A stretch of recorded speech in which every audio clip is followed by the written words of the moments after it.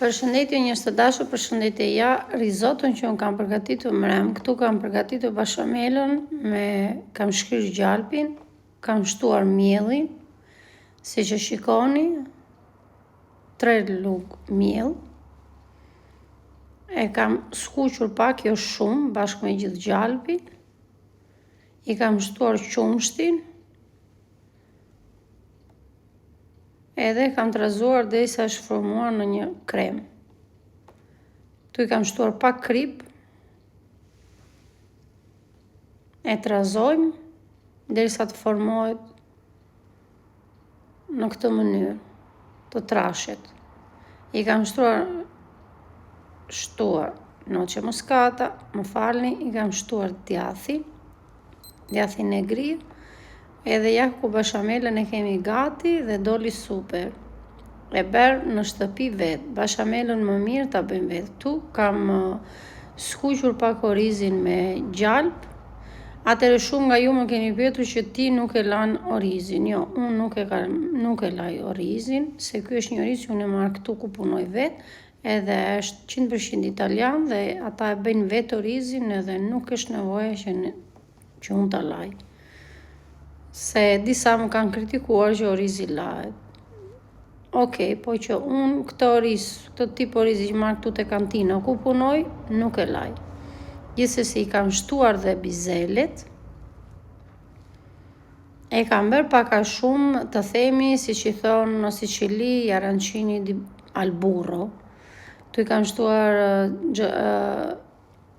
zaferano, i kam shtuar bashamelën, që e kisham përgatitur për orizin kastile, edhe pak bashamele kam lënë për pjesën lartë, që do edhim atë orizin në tepsit. E përziejmë gjithë bashkë, si që shikoni, orizi ishte gati, bashkë me vizelet, e ollëm dhe zaferanon, që të nga marri këtë ngjyrën e verdhë kështu të bukur. Tani e edhim në tepsi, gjysmën e orizit, e hapim, që të bëjmë një shtres. Një hapim në këtë mënyrë, si që shikoni. Dhe tani kam shtuar 250 gram proshut brenda. E kam mbuluar gjithë me proshut bazën poshtë, në këtë mënyrë.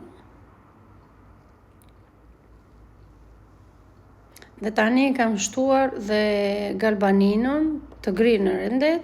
Mund t'ja hidhni dhe copa, si të dëshironi, mund t'i hidhni mozzarella, mund t'i hidhni skarmorca, mund t'i hidhni çfarë të doni juve.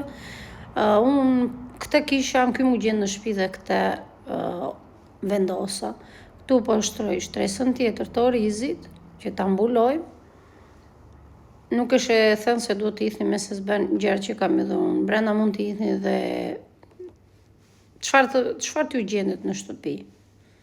Normal, nuk mund t'i vini do të salama, apo ku ta di unë mortadel, se që çdo gjë ka shijen e vet, por gjithsesi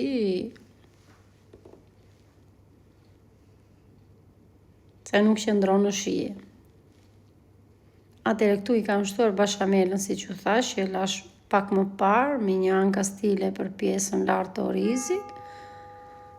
Edhe këtu po na bie çangët, vajti ora 1 edhe orari im i drekës.